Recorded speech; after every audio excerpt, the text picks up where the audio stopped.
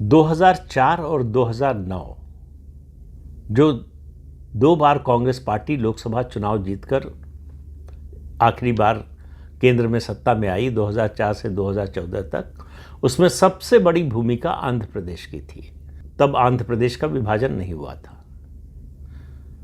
राजशेखर रेड्डी मुख्यमंत्री थे और जितने लोकसभा सदस्य उन्होंने जिताए उसी के कारण, खासतौर से 2004 में तो केवल आंध्र प्रदेश की परफॉर्मेंस के कारण केंद्र में सरकार बन सकी कांग्रेस पार्टी की।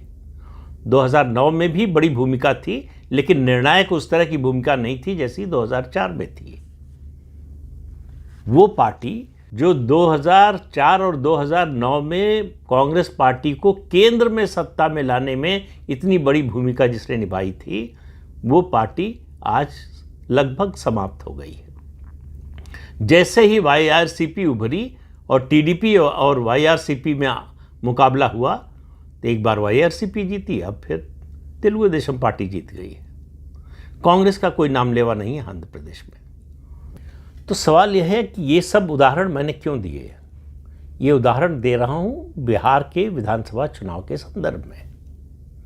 बिहार में विधानसभा चुनाव का प्रचार जोरों पर है, हालांकि तारीखें अभी घोषित नहीं हुई हैं, लेकिन उम्मीद ये की जा रही है कि नवरात्र के बाद किसी भी दिन विधानसभा चुनाव की तारीखों की घोषणा हो सकती है।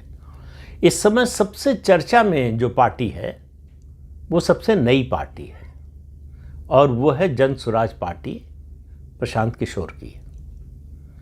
उसके बारे में उसका कोई ट्रैक रिकॉर्ड नहीं है, तो उसके बारे में आप कुछ कह नहीं सकते कि उसका जनाधार कितना है, किस तरह का आधार है, किसको नुकसान पहुंचा सकती है। ये भी अभी अटकल लग रही है कि वो एनडीए को नुकसान पहुंचाएगी ज़्यादा या आरजेडी का जो महागठबंधन है उसको।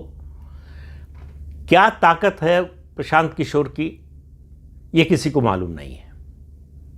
बहुत से लोग जो है एक पूरा इकोसिस्टम लगा हुआ प्रशांत किशोर को बढ़ा चढ़ाकर दिखाने में, और इस इकोसिस्टम में ऐसे लोग हैं जो एनडीए के विरोधी हैं, यानी भाजपा और जनता दल यूनाइटेड के विरोधी हैं। उनको लगता है कि प्रशांत किशोर की पार्टी आगे बढ़ेगी तो एनडीए को नुकसान पहुंचाएगी, इससे आरजेडी और कांग्रेस का गठबंधन सत्ता में आ जाएगा।